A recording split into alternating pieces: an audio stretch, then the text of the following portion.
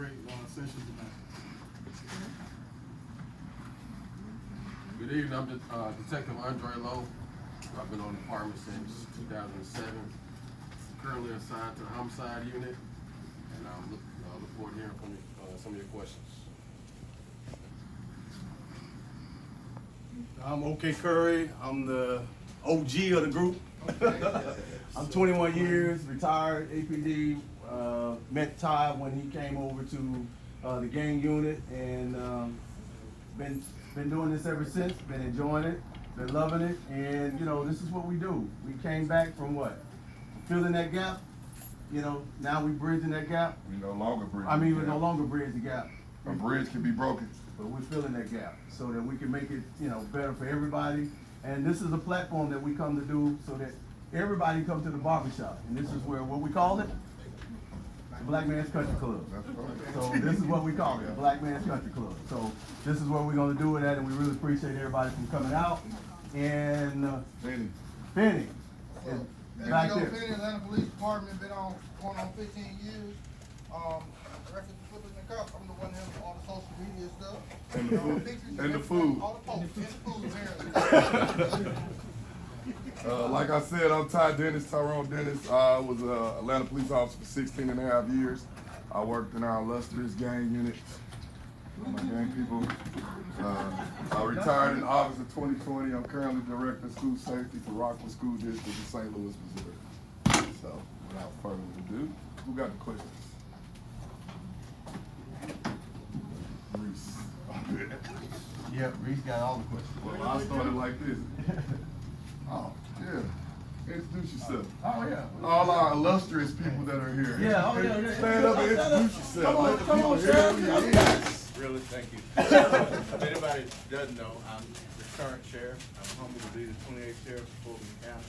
Last time I was running for sheriff, and so I can tell everybody, in case you don't know, being the sheriff is the best job in the country. Don't let nobody fool you. Right? So, but 31 years in law enforcement, and certainly absolutely proud to be here, and certainly we want to get more involved in anything we can do. We want to help push this conversation. Thank you. Miss Pat. You said you wanted to wait till the crowd got here. Okay, thank you. Hello everyone, my name is Denise White. I'm the Director of Diversion Services with PAD. PAD stands for Policing Alternatives and Diversion Initiative.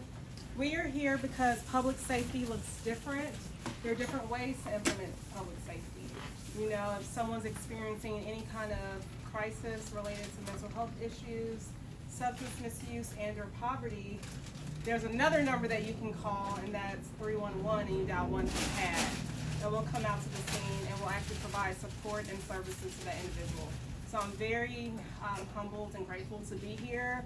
And I'm also here to answer any questions you might have about the work that we do. So thank you for having us. Atlanta Citizen Police Review Board. Hi everyone, my name is Melissa Jean-Baptiste. I'm with the Atlanta Citizen Review Board. The ACRB pretty much investigates possible officer complaints within the Atlanta Police Department and the Atlanta Corrections Officers Department. So we pretty much look into any possible complaints. We know that all of the officers here are working for the community, but there are sometimes those bad apples, and sometimes we have instances where the interaction between a community member and an officer may not be as pleasant as we want.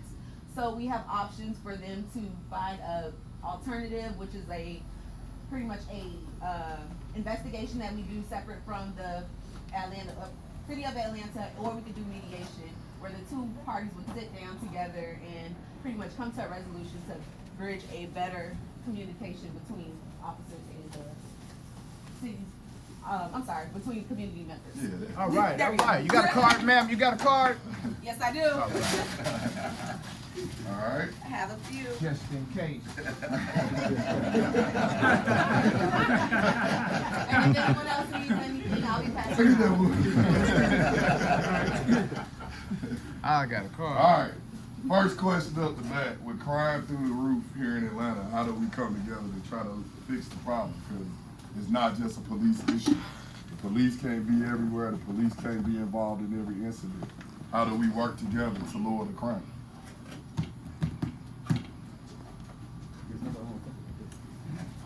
Dominique. I'm his neighbor, by the way. Used to be his neighbor. Hey, just curious. A lot of people afraid to snitch because they feel like it's not cool or whatever.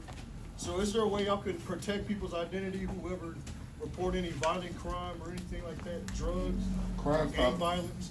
We have something called Crime Stoppers, where you can remain anonymous and provide information and be your name left out of it, provide a tip. If somebody's selling dope, robbing, stealing, killing in your neighborhood, we're taught to mind your own business, but if you allow that, if you have cancer and you do nothing about it, it's gonna continue to grow.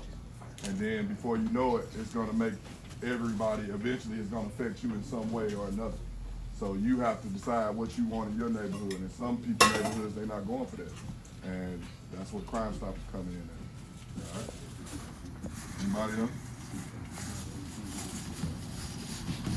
Got a question. Go ahead. So with mental health being as big as it is in our community, being undiagnosed, treated, what kind of protocols are in place when you embrace a situation not knowing what it is? You gotta dissect if it's a mental health issue, a regular police issue, and how do you address those? What kind of training, ongoing training involved in that process? Good question. Yeah, and the city of Atlanta, they had come up with a program where we have crisis intervention trained officers that go out and deal with people who have mental illness. So whenever a call comes up and it's feel like it's a mental illness situation, they will call out a CIT, crisis intervention trained officer to interact with that person. And what we try to do is de-escalate the situation, try to see if we can send them to get some type of treatment. One thing we really don't want to do is go into that point of incarceration, because all that does is cause more issue, and then it puts more things onto the sheriff's department and the city and other county areas, that we don't want to do. So that's what we have right now, is we have a crisis intervention team. Before the pandemic, everybody used to go, all the officers used to go through that process of it, recruits. Now also certain officers during the department has that certification. So most of them have these little badges, little pins that they wear, and dispatch knows if it's an issue that it has to deal with someone who has a mental issue, they will request a CIT officer to come out. They're trained like psychology, psychiatry? No, it gets them to the next level. It's just that intervention piece, right when you first start, to see, okay, let's evaluate the situation. After evaluating the situation, then we'll try to put them in a place where they can be safe, or we get them the help that they need, like Grady, or we'll send them, every now and then, depending on the situation. Because at nighttime, you ain't gonna have no psychologist, nobody you can talk to. It's gonna have to be in the daytime. So normally we'll send them to places where they can get the help that they need during that process. Just give